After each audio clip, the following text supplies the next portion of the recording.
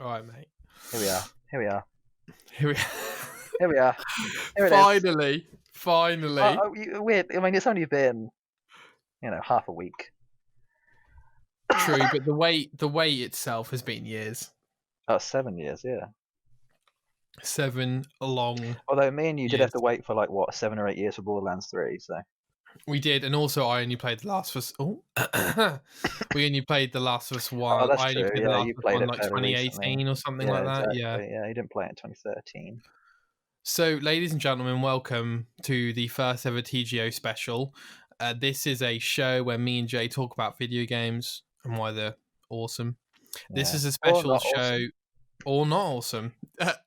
This is a special show for 2 reasons. Firstly, I've called it a special because it is a special episode, and we will only do these for extraordinary circumstances. I've just realised, Jay, that maybe we should have done one for your Final Fantasy VII Remake review. Yeah, I thought that too, but there we go. You should have said, but... No, I mean, I did think at the time. I actually thought it maybe about, I don't know, I probably thought a few days ago. Yeah, fair. When Me too. When you mentioned to me we should probably do a special for this, I was like, I probably should have done one for that, but I didn't say it then. Well, we know now, and Yeah, we'll we do know now. one We're for learning. Cyberpunk, etc. So Whatever's all the big ones, all the big heavy hitters over the next year or so. exactly, and the ones that mean a lot to us. And this is special for number 2. Reason number 2 is because I have finished The Last of Us Part 2. So it took you how long? 22 hours? It took me... Okay, before we get into any details, Jay, I would like to just do a spoiler-free 10-minute part, if that's okay, yes, Jay, please. with you. For the audience at home, this is, I guess you'll label it as a review. This is a discussion between me and Jay about the game after I finished it. Right? Sure. I mean, Jay hasn't finished it. He knows the story. He's seen people play it. He hasn't played it himself. I know what happens at the beginning, the middle, and the end of each one, basically. Just not the in-betweens of those. Sure. Yeah. So, what we're going to do is I'm going to give a spoiler-free 10-minute section, and then we will let you know when we're going into spoilers. And Jay, I'm, as you know, and as the audience knows, I'm pretty pathetic when it comes to spoilers. So this will likely be one of the most broadest spoiler-free thoughts of The Last of Us Part 2.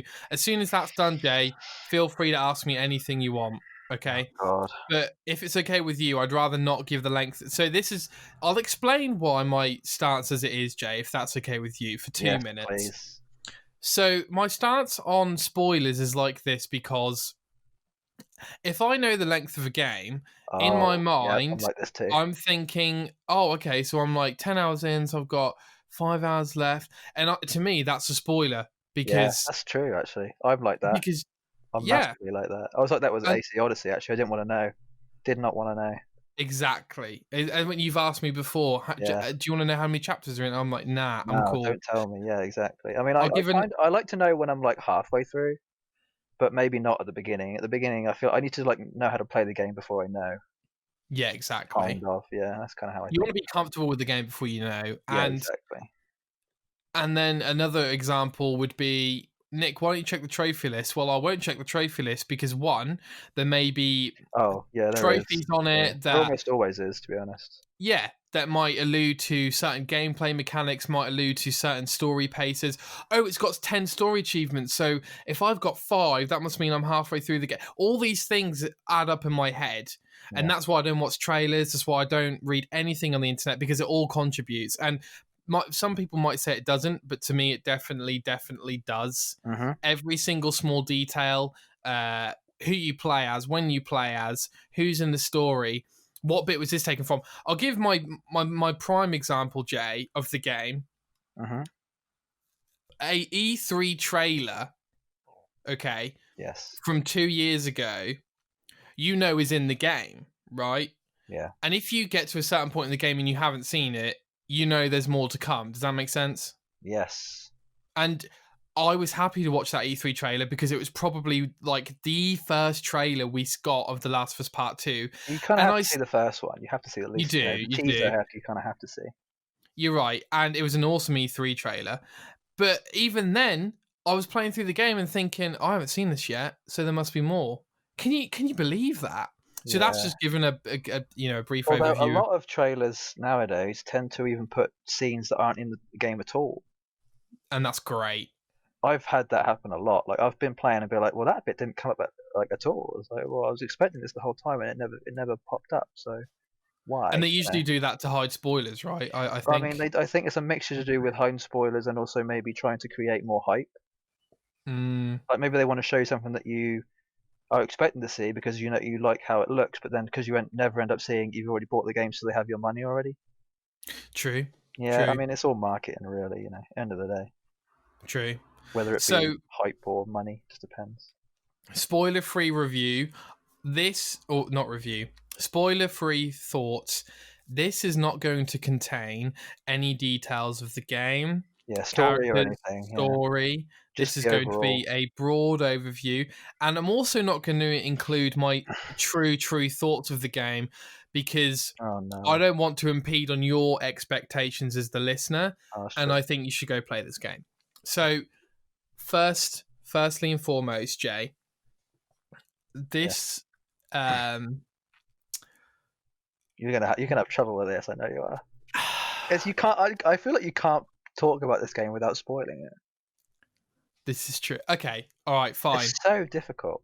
You're right, Jay. Spoiler free. Go play this game. Yeah.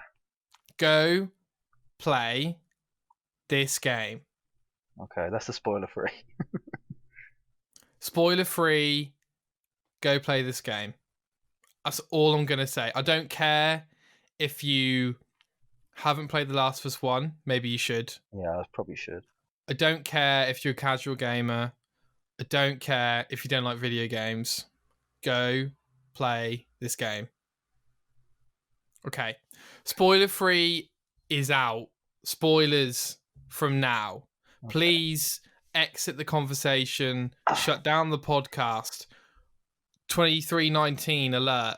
You are not going beyond this point until you have finished The Last of Us Part 2. Get out while you can. Yeah, no point of no return. Jay, this is going to sound hyperbolic. Okay, remind me what that means.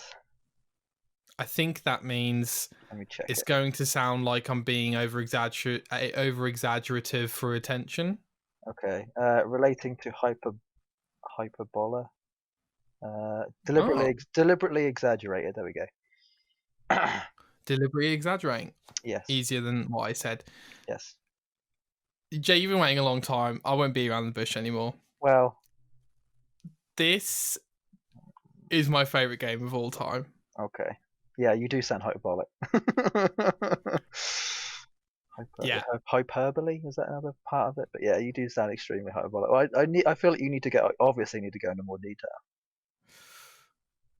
Because I've got some notes for you. I don't know if I believe in what you just said, and I don't think you believe in it either. So I know what you're saying. Yes, but I've had this feeling before. I think because I'm trying to think. Like I don't think I can actually give you an example of what my favorite game of all time is, because it's having looked back on it, the memory has changed so much. Sure. And I think things at the time, I feel like you could probably justify this maybe being, because I know I mean this, to each their own. But I feel like me personally would probably say that I've got a favorite game maybe of each generation or each year. And I guess if I'd had to think about it a lot longer than a week or so to say it's probably my favorite, I think. But yeah, again, to each their own. I'll let you go on and talk about why. I want to hear the why. You bring up some good points, Jay, and I understand and relate to all of them. I think if we had this conversation a year from now, you wouldn't have said that. Sure. And not because a better game came along, but because you maybe had thought about it longer. I'm not trying to say this to like gaslight or anything, or to change your view in any way. I'm somewhat being devil's advocate of being. I'm maybe trying to at least be more realistic than what may or may not, be perceived now. I don't know. Correct. And there is no. I'm not saying it is the best game of all time. Only the Sith deal in absolutes, okay? I am not saying that my opinion won't change. Yeah. I'm saying I believe brackets. you believe that. I am saying brackets at the time of Brackets. speaking. At the time of recording. This is my favorite game of all time. Okay. Yes, I've only just finished it. Yes. Yes, I have many weeks to think about this game. Honestly, I kind of want to have this conversation with you, like, again in like a month. Yeah, and you're absolutely right, Jay, because there is so much value in time and reflection on these Oh things. God, tell me about it, Jesus Christ! You almost don't age want. too, right? Yeah, Like your absolutely. age. You almost don't want to read reviews until a month after, just so people can actually have a more subjective, objective view on things, right? Yeah. Like when you remove the hype element, how much is really true? And Yeah, I see, think, I feel Jay, like I can see that more than you at this particular time because I'm outside of it. You're inside of it. I'm outside of it. correct. Being on the outside, I can see maybe a bit more than what you can see right now. But eventually, you'll be on the outside of it, and you will, you'll see a bit more than what you see now. I think that's. I'm not saying this to be mean or. No, You no, know, no, no. I'm saying it And just as like a, realistic thing. I hear what you're saying, Yeah. and I'm letting you know that my opinion will not change. Okay. And I am acknowledging the hype. However, I didn't watch that many trailers. I didn't watch that much gameplay or behind the scenes. I didn't know the spoilers of the story. The Yeah. only hype I had was excitement for the game, raised from that one E3 trailer and the first game. Yeah, I know it sounds hyperbolic. I can never know. Yeah, I never know how to say that other one. I know Hyperbolic. it sounds like I'm looking like, and don't get me wrong, Jay, I've seen a million YouTube videos with thumbnails of this game's a masterpiece. This not of this game in particular, of other games. This is my favorite game of all time. This game rules. And for me, Jay, after finishing this experience, there is no other conclusion I can come to in my brain other than this is literally one of the best things I've ever played, saw, Yeah. listened to, Yeah. and it goes. This is generic, but it is so much more than a game. Sure. Yeah, no, I actually kind of want to talk about that a bit. How it is more than a game. A lot of people were saying that it probably should have been a movie or a TV show. So, Jay, do you mind if I just give like some thoughts on the game itself, like some real quick Please do. dashes of detail? This is not me trying to sound smart by breaking down elements of the game as people do. This is just me saying my observations of maybe why this is the way I feel. Mm-hmm. So, firstly, the game made me feel more than any game I've ever played. Mm-hmm. In the first 10 minutes, I felt a full range of emotions that I haven't experienced since the first game. Mm-hmm. And by the end, I had cried multiple times. Yeah, I can see that. And I'm trying to think if I've ever had that from a game. I know I have, but I can't remember. Actually, I guess Borderlands even. Weirdly. well, it all comes in different shapes and Yeah, it sizes, does. whatever Yeah, different whatever shapes and sizes. resonates, you know. Yeah. And I say this with all honesty, I do not cry often. Yeah, you don't. You've said that before. I'm the complete opposite. I'll cry about anything. I'll cry at a 30-second advert on TV. Again, I get that. But this game is very, very special, and it's difficult. Well, we'll get into it. Yeah. The small details, as you can expect from a Naughty Dog game, are astounding. Yeah, that I can agree with. The experience is seamless. The pacing is perfect. Mm-hmm. And it feels like you're playing through a story more than a video game. Yeah. From what I've seen. The world is beautiful. The character models, while sometimes you can almost definitely tell they're in a game, at other times look photorealistic, and the environments look better. The environments take the icing of the cake, as it were, in terms of the top the layer. environments. Yeah, the environments are what impressed me the most about. But Me it's all too, beautiful. actually. I was kind of amazed at how good this looked sometimes. Like there were bits where some of the characters would be up against like a a texture of maybe like a bit of machinery or a wall, and I was like, wow, that's actually like pretty impressive. Yeah, Yeah, I was amazed by 100%. that. Yeah. The collectibles are detailed, relatable, Mm. and an essence of the game. The crafting systems and the generic gameplay loops systems are so intertwined with the story that you almost never notice them. Mm. It's like, I have to survive, so I've got to craft this gun ammo or craft an arrow, and I need to craft an arrow to get to the next story beat because Ellie needs to do this. Mm. I need to do this. I am Ellie and I need to do this. Okay. There is an open world section of the game early on, and it worked for me, surprisingly. There are multiple avenues to the same location in many, many scenarios as well, small avenues, and the exploration element is well done because it is rewarded. However, I would say that looping back and going through houses at a time without really knowing which bits you've checked because you're in the middle of a combat scenario can sometimes detract from the main story beats. Yeah, I thought you might say that. That sounds like something I know that you would definitely pick up on, because I'd probably feel the same way about that. Yeah. Yeah, because there isn't really any way of knowing, is there? Not really, unless you Exactly. remember. Exactly. Yeah. The gameplay design is masterful. Mm-hmm. It always tells you where to go without telling you where to go, and it's so impressive. Okay. I always was going the right way, even when I didn't mean to. Sure. It is unbelievable. So the level design sort of lent itself to knowing which way to go. Like it 100%. flowed well, the ebb and flow of it, right? At all times, I never lost my way. Okay. And sometimes I would think, oh, maybe I am stuck, and then be like, oh no, of course I'm not. Like, it's this way, and then I'm gone. And it always feels like I'm exploring it, but actually I'm going the right way because it's that subliminal.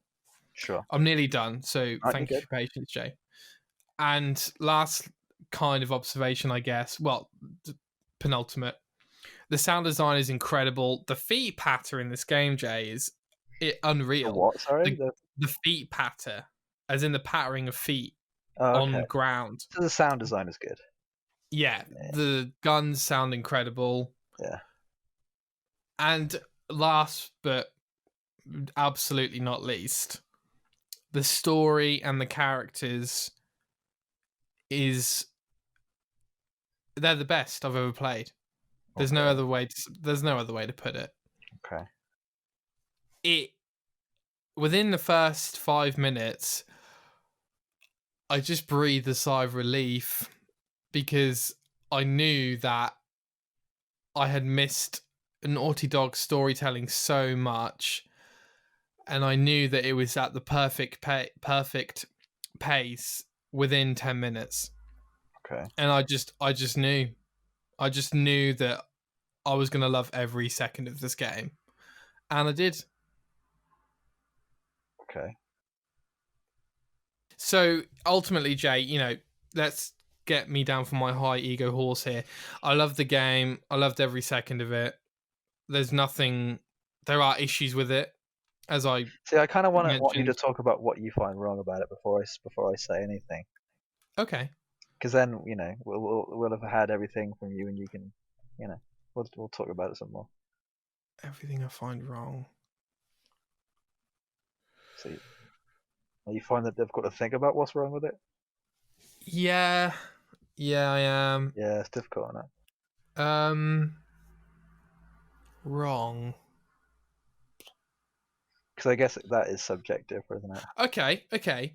It was very slightly easier than expected compared to the first game. The first game I had to go on the easiest difficulty, like hands down. Okay. But this game I put it on second to easiest, and I was blazing through it. So what? Put normal, it on me. Or?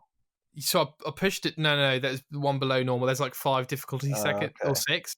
Sure. Wait, hold on. 1, 2, 3, 4. Yeah, 5. So I pushed it to medium, and even then I was doing okay. Okay. So that's unexpected considering it's the last. Why wouldn't you have played it on very easy? part of the Last of Us experience is not breezing through it. Okay. Yeah. It's understandable. Yeah. So, sorry to be so egotistical, Jay, but Sure. what are your questions? Shall we perhaps... Do you want... Maybe I should give you my thoughts on the huge spoilers, Jay. Should we go from there? Yes, please. Okay, cool. So, my brother will know this. I predicted Joel was going to die in the first hour. It's Years weird ago. because I actually read all the spoilers when they came out because again I wasn't bothered about knowing.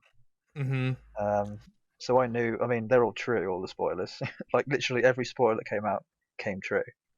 So the spoilers that came out, Jay, I did some research on this. Yeah. The spoiler leak.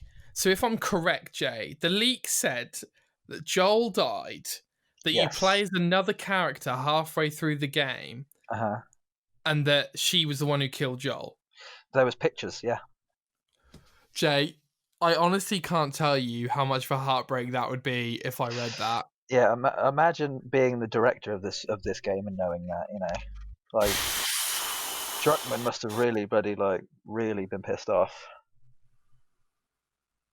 knowing there's people out there who know exactly how this thing ends, or the big plot points of the game. I rewatched the trailers, and you could absolutely tell that they were hiding Abby, and not only that, were they hiding Joel's death. They were also, I don't know how much you know of this, but they used old models from Last of Us 1 and just put over the new models over the characters. So they actually used parts of the first game in the trailer and then repurposed them to be fake scenes in the second game to make it look like Joel was in it longer than he was. So there is a prologue where you see the events of Last of Us 1 summarized, and it has the new models in it, so that could be that. Potentially, yeah. And also, I know there is a Joel scene which isn't in the game because he's not there because he's dead. Sure. In the trailer, it's the bit at the end where he's like, "You think I'll do this? You think I'll let you do this alone, or whatever?" He's not there. Someone else says that, but the only other scenes were in there were flashbacks, which were in the game. Yeah. So maybe you call that cheating. I don't know, but I mean, if you want to try to hide something that big, you'd go to that length, wouldn't you?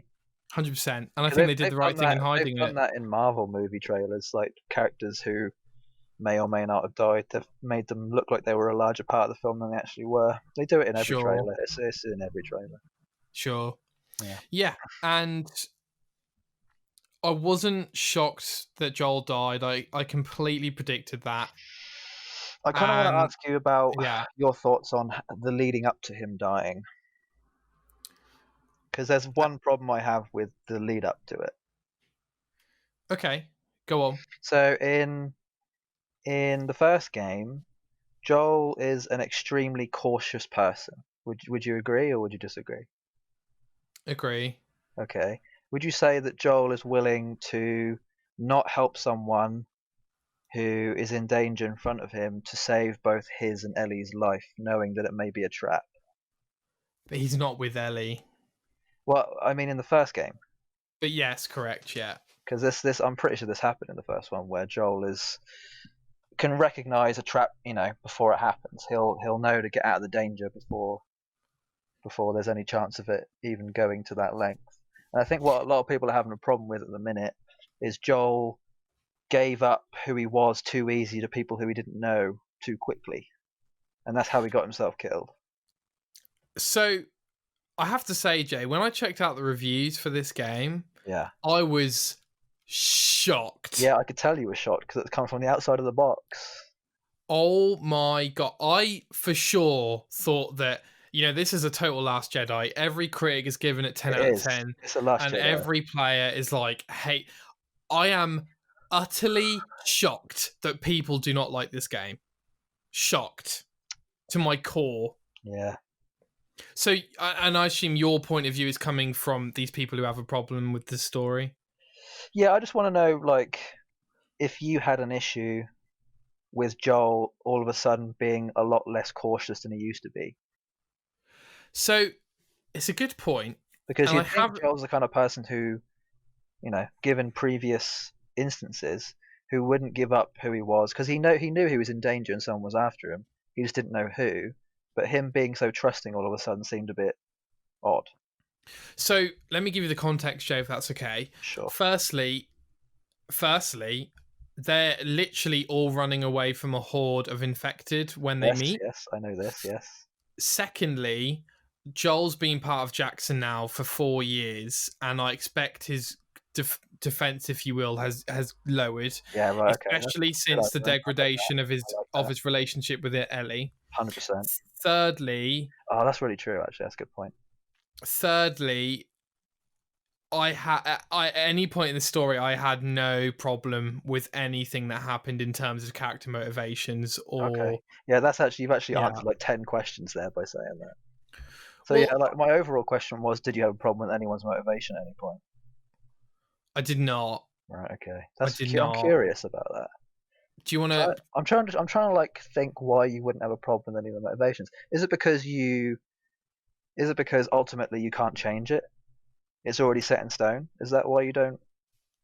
Because I guess you could compare this to like the ending of Game of Thrones, right? Or again, Last Jedi, in the sense that the motivations of the characters tend to sway the global opinion of a piece of entertainment. Sure. Because the motivation of the characters at the end of Game of Thrones and all the characters all across the entirety of the new Star Wars films, I'd say that the writing of how they were motivated to continue their journey is what people had a problem with, because they were hoping for a better ending. That's the kind of thing that most people have an issue with. But I guess you can't really write the perfect ending until you have written it. I'm glad you brought this up, Jay. Yeah. I want to make something very clear. Please do. People are taking too much ownership of things they love. Oh, I like this. It's good. I love Joel and Ellie. I think they're probably my favorite characters in any video game. Okay. I do not have the right to decide what should happen to Joel. Now, of course, everyone has their opinion of what should happen and what they would like to happen. Yes. I'm telling you, as someone who played The Last of Us 1 and someone who saw the reaction of the ending and how mixed it was, they at no point, Naughty Dog, are never going to bow down to what you think should happen. The Last of Us is a cruel, cruel world. I don't think people are expecting them to change the game at any point because they can't. No, 100%. Yeah. But The Last of Us is a cruel, cruel world. Yeah, and so Joel, that's what they're trying to get a point. Joel had wronged hundreds, if not thousands, of people. So you're saying the Reaper came, when he should have done? Is that what there is an is that what you're saying?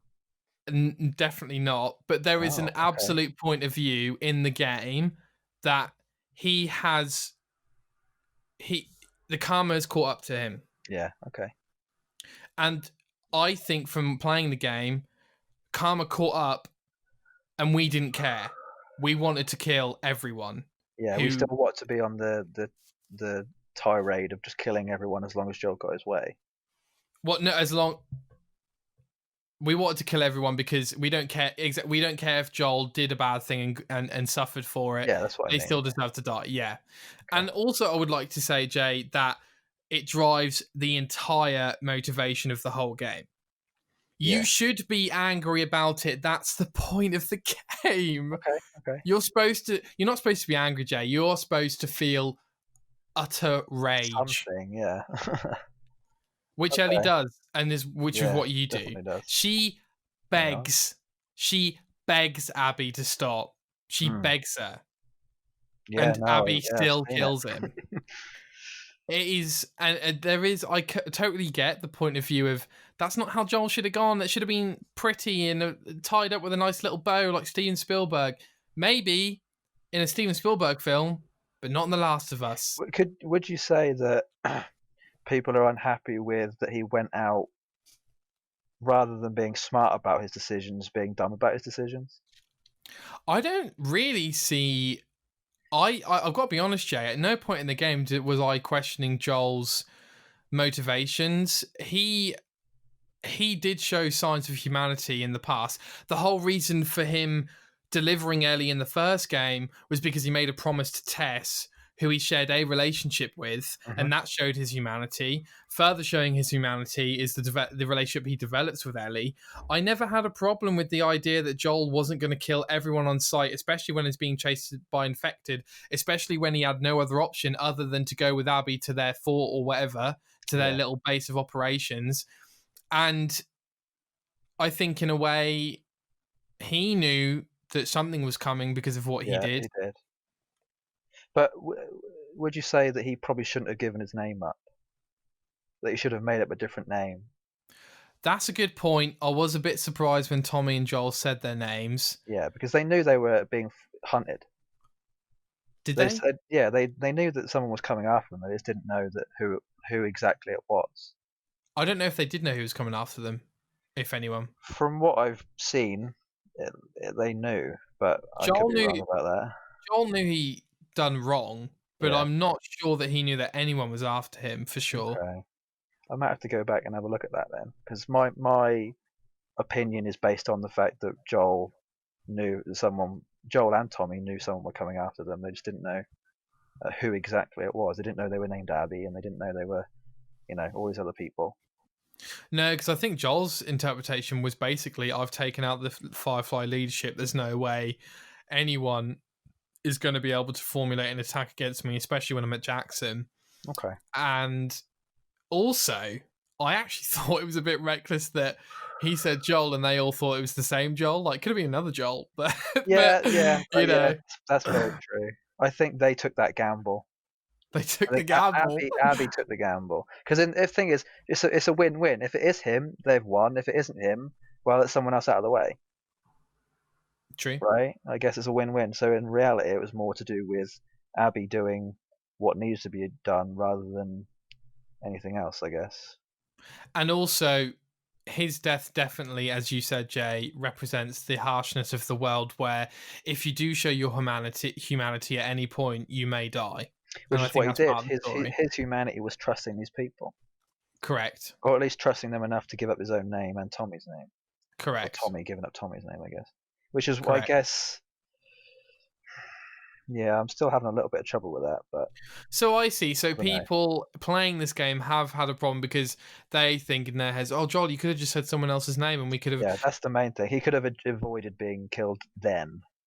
See, for me, Jay, these excuses are just examples of how much people love this character. Yeah, exactly. I think if anything, it's probably a justified argument saying that because of how much they care, rather than how much they don't care. 100%. They'd rather he'd have gone out not being as reckless, like you say. Rather, he'd been a bit smarter about it, and maybe. Cause I think Joel was probably worried at the time. He probably wasn't thinking because he knew something was going to go down anyway because they locked the door behind them. Yeah. Whether that be due to locking the door out of fear of the infected, or just out of fear that Abby already thinks they know who he is. Because I don't think Joel knew whether Abby had seen Joel's face and knew who he was. There's no way I don't think we ever get told that. It's inferred whether they do or don't know. Yeah. So no, we don't even see Abby. I'm pretty sure we don't even see. Yeah, Abby she doesn't know what he looks like. Yeah. So I mean, I think the fact that we may or may not know whether she does or does not know who he actually is, I think that's why people are getting annoyed. Is it could have just gone down differently. I think that's the main thing, and I think that's what people have a problem with any media. Exactly Last right. Jedi, Game of Thrones. If the ending was different, it would have been. It probably would have been an equal amount of uproar, just in a different way. 100%. And I applaud Naughty Dog. Go on. I applaud Naughty Dog for being as bold as I thought they would in killing Joel at the start of the game. It would be like killing Luke Skywalker at the start of Empire Strikes Back. Yeah, I think that's it's unbelievable. Thing is, though, I think people are having a problem with should he have done it versus is he doing it just to do it? Does that make sense? Oh, because he can. Yeah, no, because he can, not because he needs to. I think that's the problem a lot of people are having. If I may elaborate, Jay. Please do. And maybe this will clear up some of the ridiculous internet conspiracies, which, by the way, half these people haven't completed the game, but we'll move on. Yeah. as far as I can tell, he dies then because you want to feel rage. Okay. You then understand later in the story that Ellie feels so much rage because the night before they're having a dance at Jackson and she dances with Dina. She certainly And Dina does. kisses her. Certainly does. And the old man comes up to him and calls her a dyke. And then Joel, like the father he is, steps in. Ellie then shouts at him and is like, I don't need your help. I can fucking handle it. Yeah. And then we think, oh my God, that's how she left her relationship with Joel. That is her last words to Joel. Yeah. That is what's driving this anger. Yeah. And then, right before the end, when we're about to drown Abby in the sea, we see a screenshot, a subliminal image, if you will, of Joel at a porch with a guitar. Playing the guitar, yeah. And she stops strangling Abby. Yeah, that was the next thing I was going to ask you about is, what did you think of that last scene? I'm going to be honest with you, Jay. It's actually, it's difficult to talk about without getting emotional. Okay. But when you see the subliminal image, I was just completely overwhelmed. Yeah. And she stops, and we know that it's over. Yeah. And she goes back to her house with Dina. Well, no, Dina's not there, is she? She's not there anymore. She left a note and has taken the baby. I forgot the baby's name. Oh, JJ. JJ, there we go. Yep. Which I mean, it's got to be either name. Joel Jesse or Jesse Joel, right? Yeah, but it anyway, is 100%. Yeah. And so we get to the house and no one's there, as you say, Jay. She walks upstairs. Her room's intact, almost. Her guitar's there. And she tries to play the chords of the song. She can, without those fingers. Two of her fingers got bitten off by Abby in the last fight. Yeah. And she plays the song which Joel teaches you in one of the very first cutscenes of the game. The opening scene, one might say. Good callback. And that song summarizes the entire journey. If I ever were to lose you, I'd rather lose myself. Yeah. And Ellie loses herself because she loses Joel. And she finally finds herself or a new self again after this confrontation. She sits there and she tries to play the chords, or you try to play the chords. And then you go back to one of the final scenes of the game. And you see Joel on the porch. And he's playing guitar. He's playing guitar, and then he drinks a cup of coffee, and she goes up to him and she says, what have you got there? He says, coffee. And she says, how the hell did you get that? And he's like, I had to trade for it, but it's not bad. And then Joel loves coffee. He trades anything for it. As you find out in like one of a small collectible scene, a dialogue, a throwaway dialogue, which you still remember. I think Ellie likes space, right? And Ellie likes space. And also Joel was trying to read about space, and you see it on his nightstand. Did you see that? Nightstand. On his nightstand? Yeah. In his house. I didn't know. So mate, there's so many details. I love. So he was trying his hardest to understand about space so they could talk about it together. Oh, that is fucking heartbreaking. That's crushing, isn't it? Oh my God. I'm surprised you didn't know that. That's one of those things you wouldn't know unless you saw it. I tried to see in many things, Jay, but there's so many details in this game, mate. Many, like little things. That I was actually impressed by. I was like, Jesus. Like he actually went to that length to like understand and, talk to her about what she enjoys. And some deep shit. Revelations occur through flashbacks throughout the story, and you find out that Ellie goes to the hospital and she finds out what Joel did, and she says, tell me what the fuck happened, or I'm leaving Jackson. If you tell me what happened, I will stay in Jackson. So Joel says, you were going to die if they wanted to produce this cure. Something to that effect. Yeah. I stopped them. And she says, kill the I'm going back to Jackson, but we're done. And as far as you know, they don't speak for like 2 years or something like that. Yeah. So then this is the first time she's kind of talking to him, right? And they've just had this argument at the dance. This is just after the dance. Yeah. And she's like, I can never forgive you for what you did. my life was going to mean something, and you took that away from me. Yeah. And Joel says, if I was back in that moment and had a second chance, I'd do it all over again. Yeah. And then she says, I can't forgive you for what you've done, but I'm willing to try. Yeah. And they're both, you know, and that's the last thing she says to Joel. Apart from the death scene. Yeah. And I mean, it's just the most emotional thing I've ever seen. Okay. It's so about the end scene again. Yeah.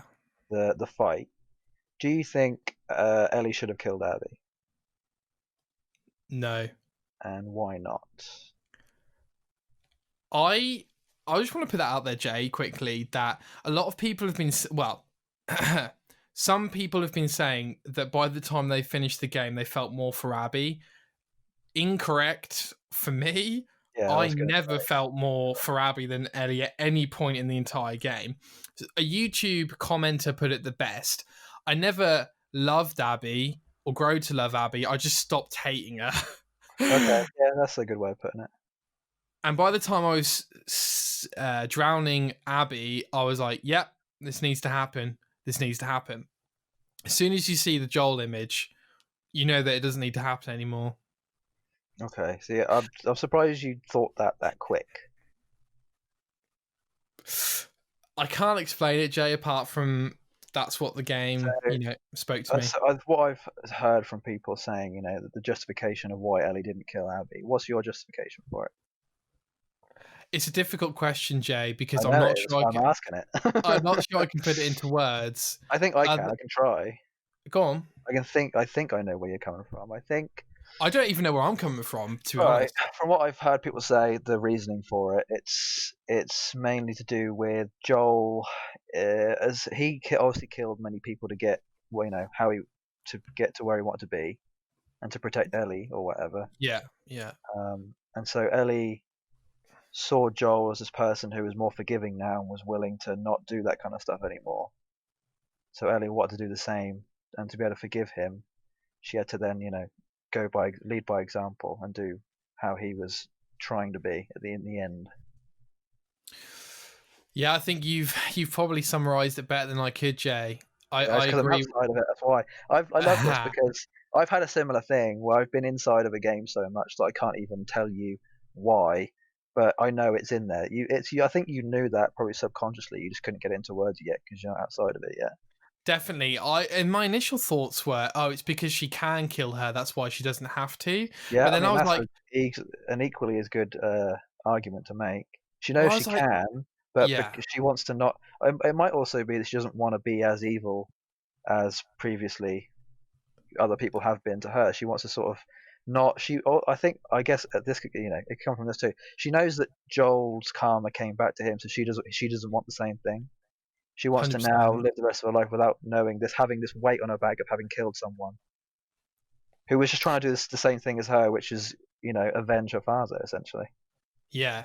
And I just wanted to say quickly that the reason me and Jay summarized that ending scene was because it's important to the whole story, because 100%. The story is driving you to the point where you think, oh my God, Ellie, those were the last words to Joel. That's why she's so angry, blah, blah, blah. But I think you summarized it best, Jay. I think she understands, like she forgives herself for not, saying bye to Joel, I guess, and that last scene is really unbelievable. And I guess she can empathize with Abby, knowing that having someone killed doesn't mean you need to get revenge necessarily. 100%. And yeah, Abby shows her mercy. She says she's not done. Really, she bites her fingers off. Well, yeah, but only Ellie makes her fight, right? She's she threatens Lev, is it? She threatens Lev with the knife, and Abby's like, okay.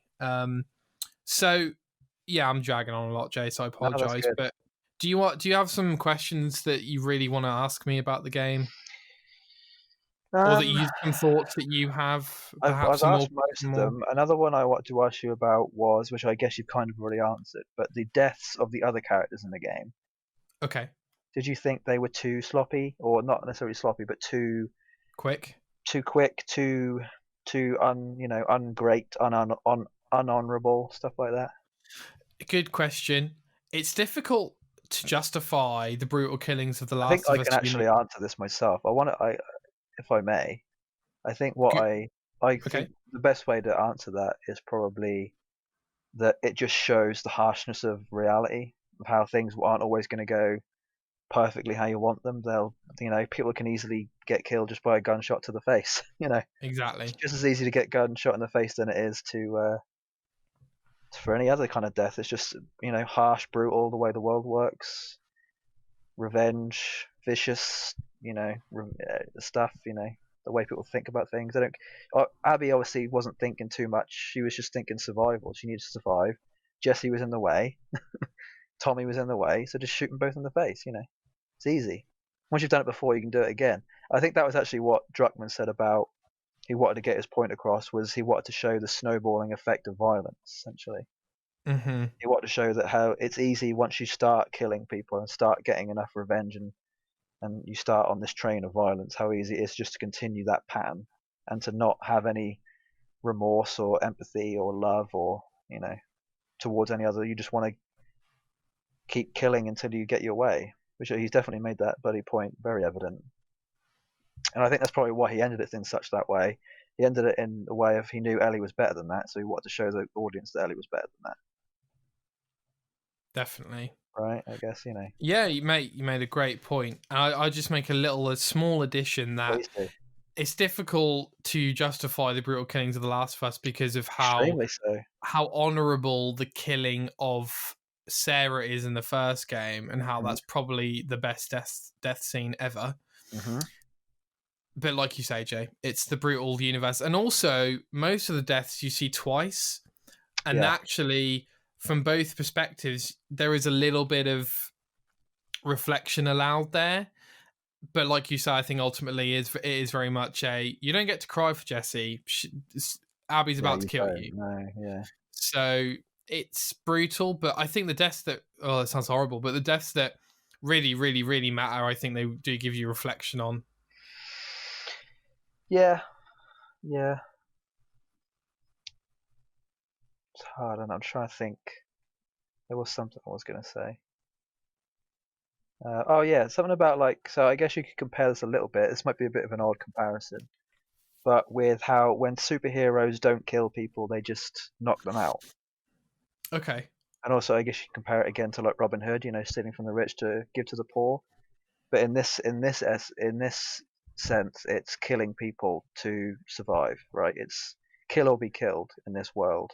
And I Yeah. think he basically the story is just a symptom of the situation they're in, Yes. right? Like if you wouldn't necessarily have made those decisions if you weren't in that situation. If the world was normal and there were still laws and there was still a functioning society and there was no infection, Joel would have never have died that way. Abby would have never have, nothing like this would have ever happened because of the situation they're in.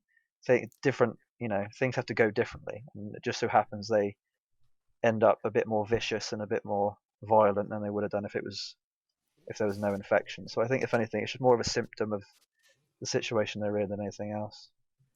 I agree and disagree with that, because I agree in the sense that no, I disagree, because I would say that the feeling of a parent to a child will always be that strong. But then I Yeah, agree with that, because you could argue that that relationship is stronger than ever because of the universe they live in, because of the yeah, yeah, while they live in. So maybe, but I generally think that you're absolutely right, Jay, in that none of that would happen. But I think that Joel would still feel as strong for his child as he does for Ellie, if that yep. makes any I sense. agree with you there. I agree with you there. I think it's just sort of like the Wild West, really, isn't it? Like Yeah, anything is possible. There's no necessarily law. You set the laws for yourself, but other people don't have to follow what you set for yourself. Like, you Exactly. might be a good person, you might not want to kill people, but they're definitely going to bloody kill you. Don't you Yep. worry. And a few standouts for me, Jay, in terms of the story and reflection. Ellie's revenge was constantly justified because Joel did that to save his child, and Ellie's doing that in her way to save her father. Yeah. And that's, I think, a great parallel of their actions. Yeah, they're And both somewhat justified, aren't they? And Abby has the same parallel. And the only way you can even begin to feel any kind of empathy towards Abby is for her to experience the same thing. And I still prefer, I've got to be honest. She doesn't, right? She does, because a lot of her people die.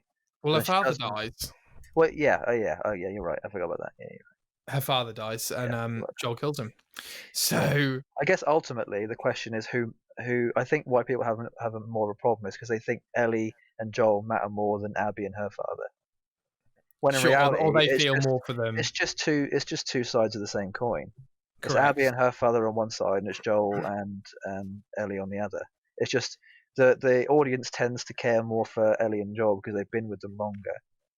Correct. Whereas I think the main problem was people hadn't been with Abby. I think obviously that's what they would, Naughty Dog were trying to get. They were trying to get to that point where you feel a bit more empathy for Abby, but nobody really felt that much empathy for Abby. They just didn't. They didn't love her. They just didn't hate her as much. Correct.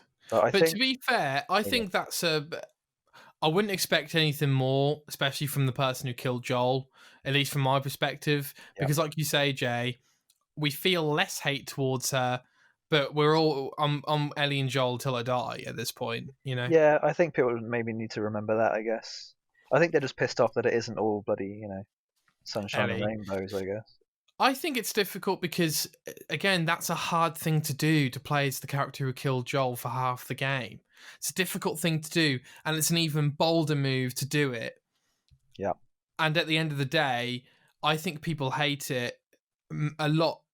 I think a lot of people dislike that because they cannot relate to someone who's just killed one of their favorite characters. Yeah, very true. And that early on, too. Yeah, and I think the game is trying to tell you that this is not black and white. You will not enjoy this ride because we're showing you that it's not as black and white as you think it is. And I think a lot of people have a lot of trouble with that. I think a lot of people have a hard time comprehending. I invested. Yeah, I have a problem with it. Jesus. A lot of people have a hard time comprehending not having a good versus evil battle. However, I think Ellie and Joel is the good side in terms of you care more about them. And I think that's shown that the developers know that. Otherwise, they wouldn't have finished it with Ellie, with that scene, with Ellie and Joel. They absolutely know that they're number one. Or at least I think they do. That leads on to my next thing, which is I think a lot of people are annoyed that they now fear the unknown of what happens next, right? So we end on the scene of we don't know if Ellie ever found Dina again. I mean, we imagine they do. We don't know if Dina forgave Ellie for leaving in the first place. We also don't know. Well, we kind of know where Abby's gone now. Yeah, because it alludes to it in the end credit or like the end main menu. Right? Yeah. So we now know where she's gone. She's gone to Santa Barbara. No, there's some other Catalina Island where the Fireflies are supposed to be reforming. Yeah. But I think what a lot of people now are afraid of is that the next game isn't going to involve Ellie at all, if there is a next thing. I think people are either scared there's not going to be anything, or if there is going to be something, it's not going to be how they want it to be. Does that make sense? Yeah. Are you afraid of that or no? Does that worry you? I see this part 2 as a conclusion to the story. However, a lot of people thought Last of Us 1 would never have a sequel, so it's very difficult to say, Jay. They can always write it in a way that makes it seem like it was always meant to be 2 acts or 3 acts, so I really couldn't say. But as far as my experience with the story, this feels like a conclusion, and I'm more than happy to imagine Ellie and Dina, eventually living the rest of their lives, however they wanted to. And I just think they can't put that in the game because it's too happy, to be honest. I think that's probably why. And also, I wouldn't be surprised if the DLC was playing as Abby and Lev So yeah, this was my in next the question island. was, would you be annoyed if the next thing that comes out to do with The Last of Us, if there is a next Last of Us at all, whether it be, a year or 7 years from now, would you be annoyed if it was just about Abby and Lev and it was now the rest of their story? Let's Would you care assume enough that. to play it? Would you care enough to enjoy that bit of entertainment? Let's assume that it's highly possible that Naughty Dog could do another Lost Legacy here and make like Yeah, a I think that's what a lot of people are talking about. Morales type AA game in terms of size and length. I would not particularly want to play that game. Okay, let's say so you wouldn't want to play it if it was Abby and Lev. I would play it, but I wouldn't necessarily want it or want to play it, if that makes sense. Okay.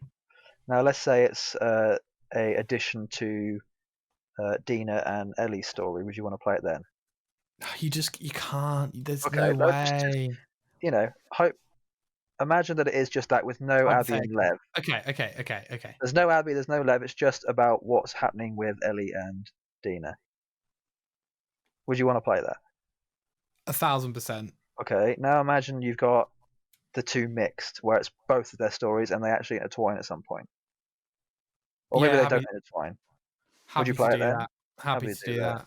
So you're happy with Abby still being involved in any way? No. As long as Ellie's involved. Okay.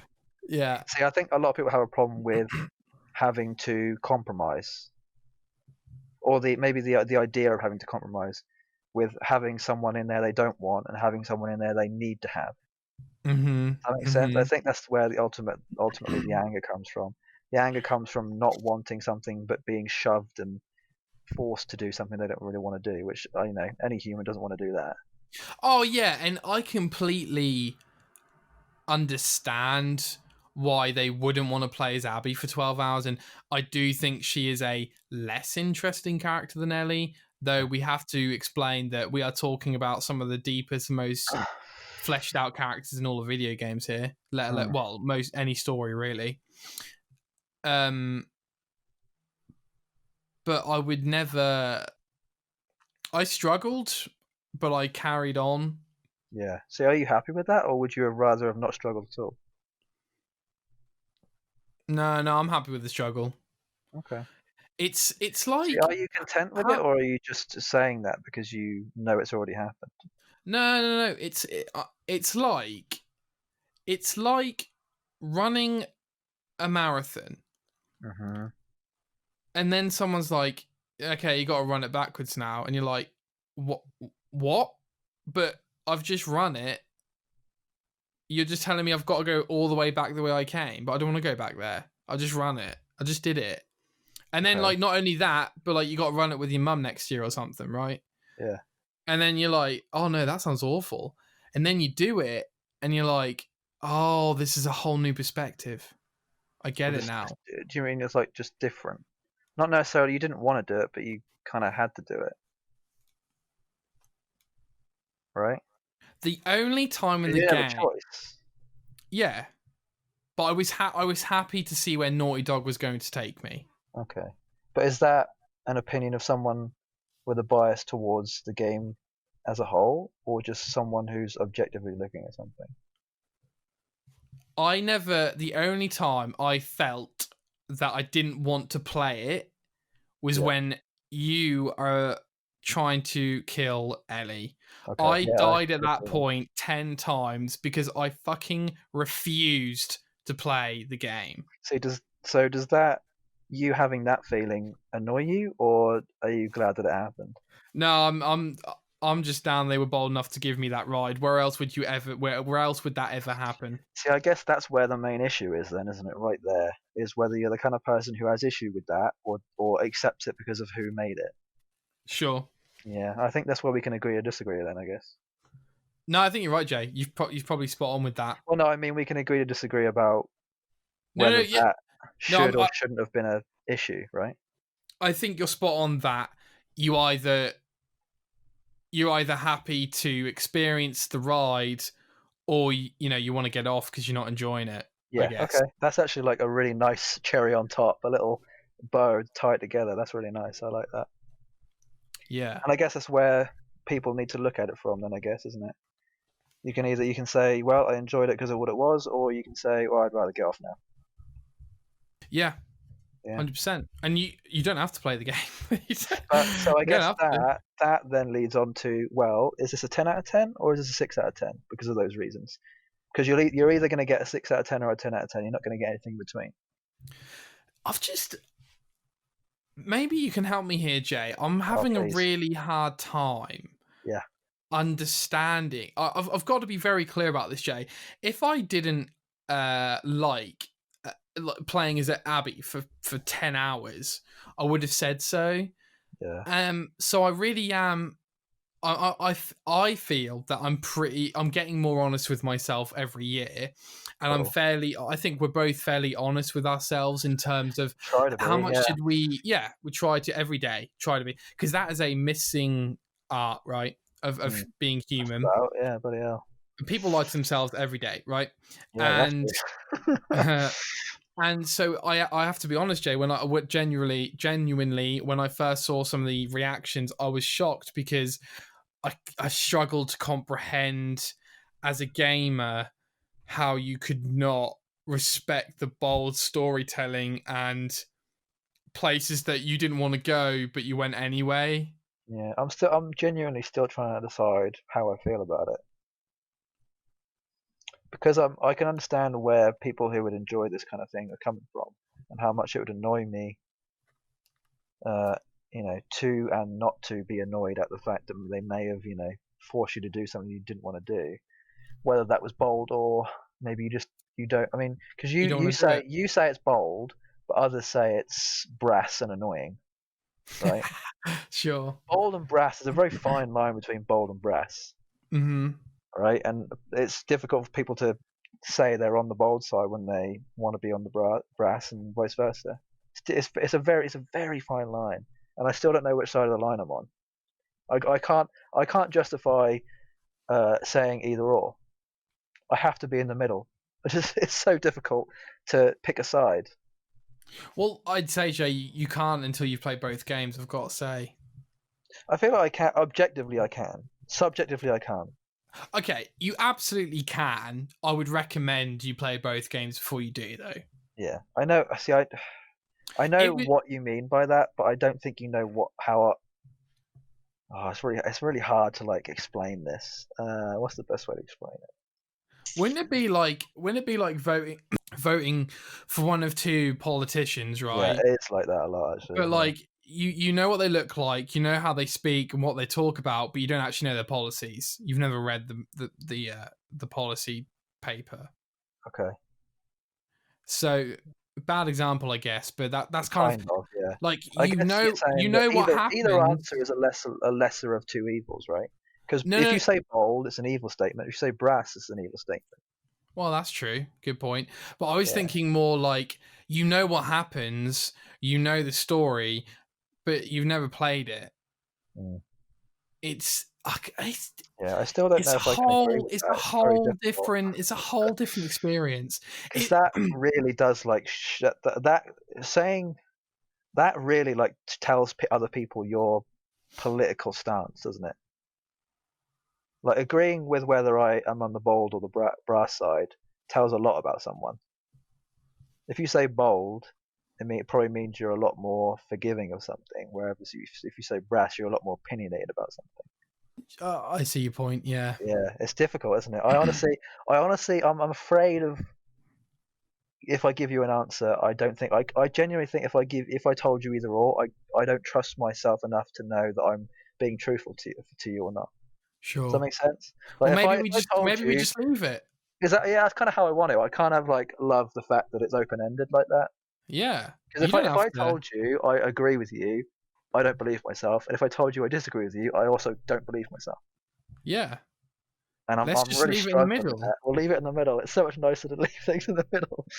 But then again, nothing really gets answered, I guess. But no one can do anything about it. You have your thoughts, Jay. Maybe I've got to be honest with you. When I heard whispers of a bad reaction from some people, Yeah. I immediately went to bisexual relationships and Yeah, I was waiting for you to say that. Yeah.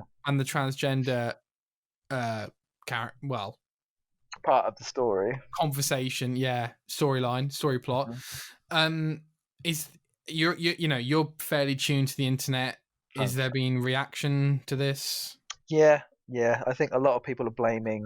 I don't know if that's the right word. A lot of people are saying that the bad reviews it's getting are due to misogynistic, Oh, I racist, and or see. homophobic opinions. God almighty. So it's not that people are genuinely annoyed about, those things. It's that people don't like the game, and then other people are saying, oh, it's because it's got lesbians in it.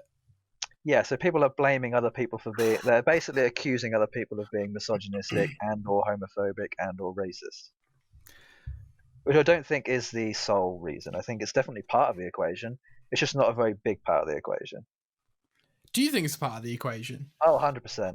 If you deny it's part of the question, I come into question of your politics, really. Sure. Or of your view of the world. If you look at this and go, there's no misogynistic people, there's no racist and or homophobic people who have played this game and gone, I don't like it because of this reason, then I think you're a bit blind to the world, essentially. Sure. I think it's definitely there. It's just not as big as people are making it out to be. I think the majority of the ratings it's getting are because people are annoyed about how the story played out, not because of the way the characters are.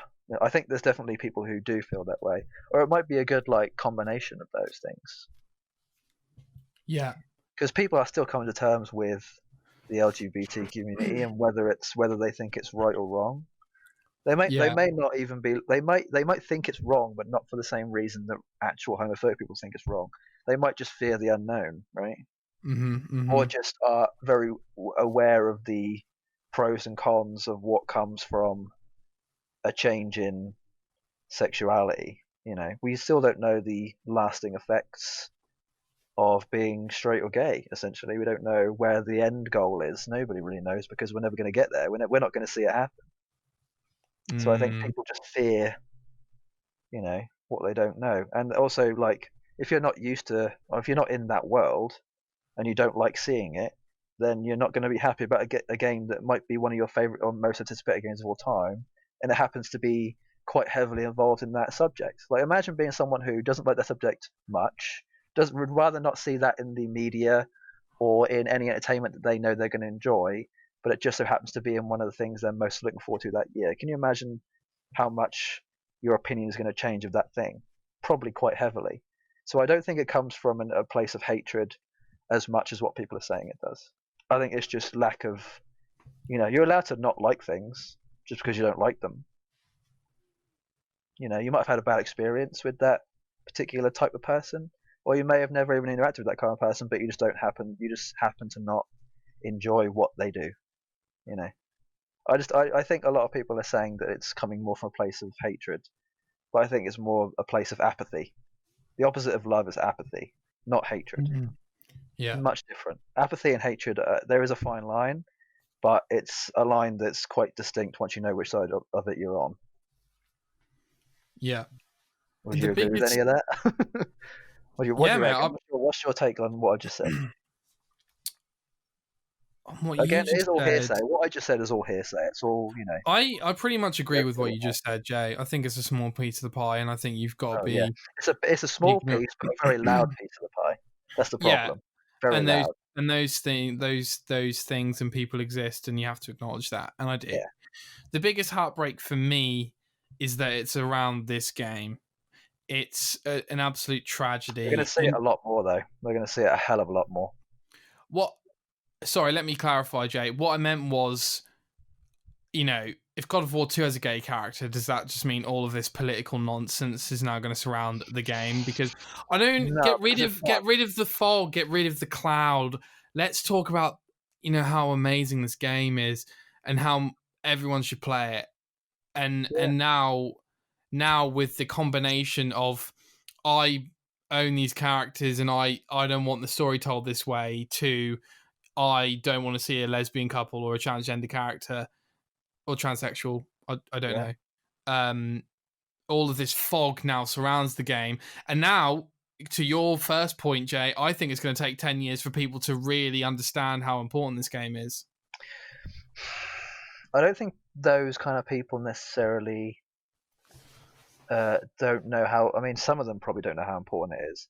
It's just whether they care enough to think it's important. Again, apathy is like the main point of this. If you're apathetic, it means you don't care about whether.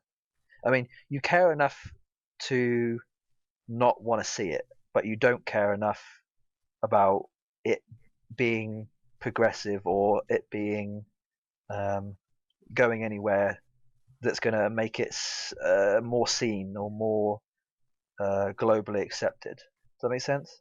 Yeah. Like I feel Yeah. like if you're apathetic towards something, it can mean a million different things. But I think in this instance, it means more to do with you'd rather not see it, so don't have it in this thing, please. And that's why Yeah. I'm angry of it. That's why I'm annoyed. I'm annoyed because I'm seeing it and I'd rather not. And there's no way for me to not see it unless I don't play it. But I want to play it because it's one of my favorite games. You know, it's a very it's a very abrasive, very butting of the heads of oh I absolutely love this story when it was first told, but now it's become something it's now mixed and entwined with this thing I'm Mm, apathetic towards. Like can you imagine being mm. apathetic towards a game that you love so much that you're now the end result of those combinations of things. The end result is now just disappointment.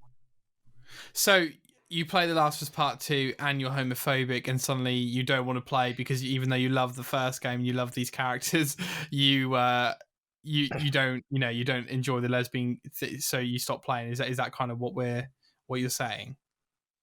Yes and no. Yes, there obviously are people who are homophobic who played this game who enjoyed it but are disappointed.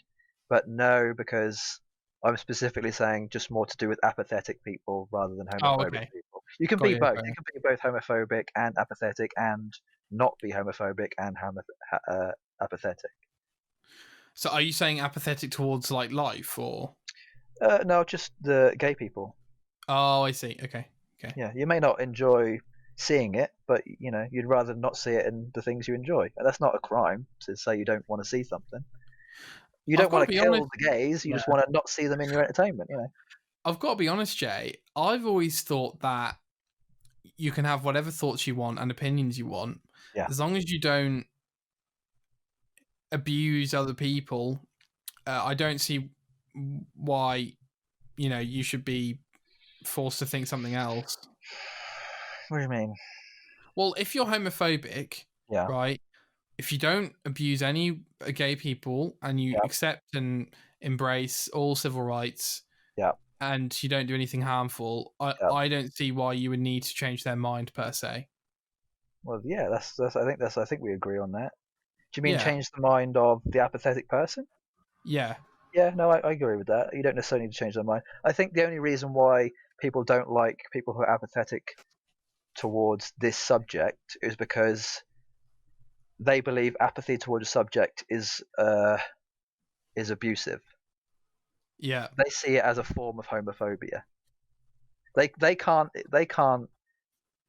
think that someone who's apathetic towards certain thing doesn't mean that they're not have I any understand. hatred Yeah, towards I it. understand. Yeah, yeah, yeah, You can yeah. be apathetic and not hate something. Like a bit like I think there are probably a lot of religious people who don't agree Yeah, with they're called gay, atheists. who don't agree with gay couples, but they're not going to go out, despising them, etc. Yeah, they're not going to go out saying "go away from here." I Yeah, mean, exactly. they can say. I mean, yeah, there is a fine line. I feel like apathetic. You could say that apathy towards gay people is basically like being a silent homophobic, I guess. Which I But think is probably why a lot of people think that. But I don't see a problem with being silent homophobic as long as you don't intrude on other people's rights. yeah, I mean, it's just I think people are afraid that they'll turn from silent to non-silent, right? But I don't. Again, I don't think all apathetic people are silent homophobic. I think they just don't enjoy seeing that style of you Yeah. know diversity in their entertainment. It's just a thing they can enjoy or not enjoy. It's up to them. But I think the problem that people are having is they can't get over the fact that they now have to not play this game to be able to feel that. They have to play it and also feel apathy towards this type of person. And they don't want to do that. They don't want to have to be like that, but they have to do it a lot more nowadays. It's becoming more prevalent. Yeah. Yeah, it's a very weird time to be in, honestly. Very strange thing. Jay, have you got any more questions that you I guess we could you would give like to go through? Not really. I mean, that's pretty much it. I just want to know what your stance on the whole thing was, really. And I think I've got a good idea. But again, I'd love to ask you. I mean, I think I don't need to even talk to you about it a month from now or a year from now. I don't think I could. I don't want to change your mind because obviously I have no need to. It's just I don't think your mind will change that much. From what I've heard you say over the last hour or so, I don't think you'll ever change your mind about anything that you said. I'm sure, Jay, that the overwhelming effect the game has had on me will die down in a few weeks. Yeah, there is no doubt about it. That core of the whole thing will stick with you just because you've stuck around long enough to be able to enjoy it, right? And I think you're not apathetic towards gay people. No, not. So you have no reason to hate the game. No, because you also believe that the story is good, and you believe the graphics are amazing. So you have nothing to base hatred or apathy towards this game in any way. So you're allowed to feel that way, obviously, as in the same way that someone who's apathetic towards this game is allowed to feel that way. It's just people would rather not they be so vocal about it. I think that's the issue. Yeah, 100%. Because being a vocal apathetic just makes it look like you're a homophobic or a misogynist or a racist. Yeah, and I think there's a very very fine line between the two, and you won't ever know that until you ask them. That's the only issue. And just to conclude, Jay, just to make it clear, this game is a masterpiece. This is Naughty Dog's magnum opus. Okay. And you need to go play this game if you haven't. Sure. I know I've told that. The thing that pushed me over the edge, Jay, in terms of my exaggerative, perhaps some people might think, opinion on the game, is that I can't remember the last time I played through a game in a weekend and loved every single second of it. Yeah. Yeah, I know you know this, Jay, because you might have felt similar to Final Fantasy VII Remake. But like every waking moment, like life is not good enough right now. I need to play this game. You know, it's weird because I feel like that feeling. I feel like I've forgotten that feeling a lot. Like I know I've had that feeling probably tens of times. Mm-hmm. I couldn't tell you one time I've had that. I know I've had it. I just can't tell you when. I think I've had it more with films than I have games. I think that's probably why I'm getting confused. I think I have that with most films I watch, honestly. Like I watched Silver Linings Playbook again yesterday, and I was like, "Yep, there's that film again." Sure. Makes sense to me. Film? Oh, I love it. Oh, okay. I might need First to time I watched it was 2014, and the second time I watched it was yesterday. It's one of those films you have to watch every 5 to 10 years. You can't watch it that often. You have to forget what the whole plot or like majority of the plot to then watch it again. It's that important of a film to watch. Yeah. But again, that's coming from me and not from someone who's apathetic towards people in their situation. Yeah. No, I feel that, man. I've full confidence that you have felt the way I felt, but I think maybe it draws to our age or perhaps our love of video and probably be talking about something completely different. Or love of video games that really lends to the fact that I haven't felt that way in forever, and you can't remember the last time you felt that way, if that makes sense. I mean, I think I felt it a little bit with Odyssey, honestly. What about 7 Remake? Yeah, 7 Remake, yeah, definitely. And Final Fantasy 13, I definitely, and 15. Honestly, all the Final Fantasies that I played this year, I've felt that way. Well, what about you? Like you said, Odyssey, you play through ruthlessly, hours a day. Yeah, there wasn't a moment of that game I was like, I'm hating this right now. Yeah. Same with all the things. All the Assassin's Creed, there wasn't a moment I was like, I hate this. I guess any game where you could say it's almost like listening to an album and saying there isn't a bad song. Similar type thing, isn't it? Like it might be true to you, but it might be not true to someone else. Maybe that's Maybe that's a good way to explain to you, Jay, how I felt about playing as Abby. When you played Odyssey and you never hated any minute, I never hated any minute playing as Abby, apart from perhaps trying to kill Ellie. But I see, is that the chink in the armor? The chink is, Jay, is that I had to trust. Do you know what? This is very difficult to explain. Yeah, I've I tried. trusted Naughty Dog that they knew that if I was about to kill Ellie, I would never play any of their games ever again. You know? Yeah, okay. I would be that angry with them. And they We, knew that, and that's why eventually you get your revenge and the game ends the way it does. so we've spoken before about how there is no perfect game. Mm-hmm. Would you say this is an imperfect game due to the fact that there may be, because it, again, we know there isn't a perfect game, so there's no way this is a perfect game, right? Yeah, no way. Like I mean, ultimately, that like if sounds you a bit had harsh, to, but like if you had to give us a score, it'd probably be 99 out of 100, right? It wouldn't be 100 because there's no such thing. I wouldn't agree with that. But Oh, okay. Well, tell me what you would. well, I would say that you can't create a scale which is never achievable for the top dollar because Yeah, that's very philosophical. I don't know if Very that scale should philosophical. exist. But I understand your point. Yeah, I yeah. don't think it's a perfect game, but I think it's one of the best games I've played, and I think it's probably my favorite game. Okay. Yeah. I appreciate you saying and being so, I guess, honest. I appreciate your honesty as well, Jay. Yeah. It's weird. I'm like still thinking like part of my brain is like, does it really matter that we feel this way about this ultimately? Like everything at the end of the day, everything is just all it's all whether you care about it or not, right? You could take many views, right? Like this is a Yeah, blip. it's so This is a difficult. blink in the history of space. Yeah, But right now, today, as I'm speaking to you, yeah. this game means an awful lot to me. Okay, yeah. No, I can appreciate that. And I think we've had a great discussion, and I think you've hopefully taken some value from that. And I can't wait, Jay. To I almost don't really want to talk about my opinions on Cyberpunk. I want to do a TGOJ special, Goldilocks special. You know, Problem is, we're not going to be able to do a special for many hours after it comes out. that's I'm true. But not you'll going to beat be it able to before complete. me. You'll beat it Yeah, I before mean, me. probably. Well, you're probably not going to buy it straight away, are you? No, I'll buy it straight away. I'll buy it day one. Oh, you are. Okay, so you're excited about it as well. Oh, dude, yeah, no, I'm really excited. See, I've got to be honest.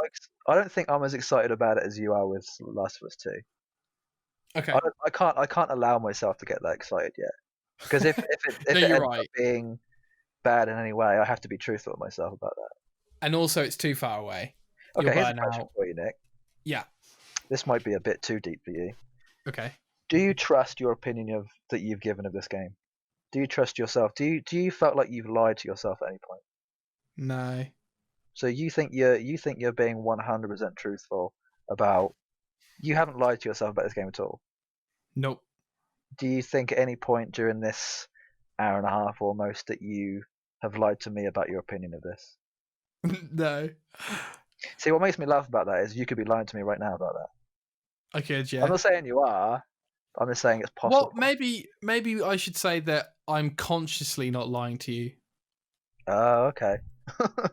Okay. I love this. It's so bloody weird to like ask this. Yeah, so I Such mean, a like, as far very as I'm weird thing. aware, right now, here, I'm not Yeah. lying to you. It Okay. might be that I am subconsciously lying to you because I'll think about something in a week's time and be like, oh no, yeah, you're right, that I didn't like that bit. So Yeah, but then also, I'm guessing you don't let your opinion be swayed by other people's too much, or at all, or do I'm you? Oh, I love listening to other people's opinions, Yeah, but but I do you think take any of it on, or do you just stick with what you got? hmm. No, the older I get, the more I have to be confident in my opinions because Yeah, I think I have to learn that at the minute, definitely. it's very difficult because, like you said, Jay, like as soon as I checked out those reviews, I was again shocked, Yeah, and I acknowledged their opinion but you weren't and swayed. I completely understood it without being swayed. If that's Okay. Yeah, possible, I no, don't that's know. that's very, I think, important to say that. Honestly, I think it's a very interesting lesson to learn. Because I don't know if I ever look at a review or something, whether it's that my opinion is then swayed a bit at any point. I When couldn't you give an have example, but I imagine it probably has happened before. when you have your opinion, Jay, Yeah. how much of it do you think is formulated from you? and from other people. Yeah, see, I don't know, honestly. I'm kind of worried it's too much to the other people. Because I would say that, for whatever reason, you like to hear other people's opinions to help formulate your own, and that's not a bad thing, right? Yeah. It's a survival aspect, isn't it? Like, how do Yeah. I build fire? Oh, I'll ask 5 people instead of 1, because that's, asking 1 is higher probability of failure, right? And you're also more likely to get the correct answer from the guy who's already done it once, Yeah, exactly. rather than the guy who hasn't even tried. But at some point, I think you just have to trust yourself and just know that this is how I feel about this game or this thing, right? This is my opinion of it, and that's why I love it. Like, I told you, I didn't really like Groundhog Day that much. Oh, You wow, loved it. okay. I love it. Did you? I can't get enough of it. Well, There's me definitely saying, things wrong with it, 100%, and I'm very truthful about that. well, me saying that, does that immediately make you think like maybe this film isn't as good as I think it is? You think. So you're saying you didn't enjoy the film as much. I think I'd have to know why you didn't enjoy it, and then that may or may not sway me. Just give me a few examples of why you didn't like it as much. I got what the film was saying in half an hour, and it's 2 hours of like 2 hours long. Yeah, I can agree with that. I actually agree with that a little bit. And it is quite funny how long it goes on for, and then it gets really, really dark, and well, not that dark, but like fairly dark, realistic. Yeah, like, truthfully, yeah, realistic, I guess. Yeah, and I also thought that the film was telling you the lessons he had to learn very immediately from the first time it repeats. And then you realise that actually, no, there was just all these other things that we never saw on screen about how he had to save all these lives. And eventually he does it and he gets it and he is a better person. But what the main problem I have, Jay, is that when he wakes up from it, he's not even that excited. Yeah, okay. He's like, oh, yes, that is where I guess I'm probably pretty confident then that what you just said didn't really sway me. There you go. Oh, that's so strange because I can understand someone who's saying that it's a bad storytelling to show that he wasn't even that surprised by it. But then if you looked at it, I guess if you looked at it from a different side of him being so fed up that he couldn't even give any emotion, you could say that it's actually better writing than if you'd written it the way you'd originally thought of it. 100%. Yeah, it's too much of a. God, it's way too much of a thing to think about, huh? But see, I think that to go back to Last of Us 2, I think I can definitely look at this game and go, there's so much that's very clever with it that if the idea was to, for Neil's, his main vision to be portrayed, I imagine he probably did what he thought was the best way to get there. Others may disagree, others may agree, or maybe even think more than he thought about it. But it's just at the end of the day, it's whatever you feel of it, just as long as you don't make other people feel shitty for feeling a different way about it, I guess, right? I think that's ultimately the good person in all of us, is just don't make other people feel shitty for saying it's either better or worse than what you think it is. You don't need to convince other people. You don't need to preach what you're saying, essentially, right? Exactly. Which I don't want to do. I don't want to preach to you, oh, by the way, I don't like this as much game as you. Be like me. I'm not preaching that at all. Yeah. And I know you're not preaching the opposite, I know it's the same thing. I think there is a difference between us discussing things and debating things and me and you going to like a club and we talk about The Last of Us Part 2 and they go, nah, shit. I was like, hold on, really? Is that what he's like? Yeah, no, definitely bad. Anything you say is wrong. Yeah, see, the best thing to say then is just to be like, well, we can agree and disagree. That's literally, to end that conversation, you're just like, yeah, agree, disagree. And then live on the rest of your life and not worry about that conversation ever again. Yeah, but like you say, Jay, I think both of us take the point of like, oh my god, I'm so glad you like that, as much as you do. I wish I liked that as much as you do. I'm definitely coming from a place of I wish I could enjoy this as much as you do. I just don't. And there's no reason for you to want to change my mind on it, and there's no reason for me to want to change yours. 100%. Because at the end of the day, it's not really, it's important to you and not necessarily to me. So yeah, agree or disagree. Oh yeah, and I definitely don't feel like I. Yeah. All right, let's just leave it there. Mic drop. Yeah. Mic drop. I love it. Agree to disagree. Agree to disagree. Go play The Last of Us Part 2.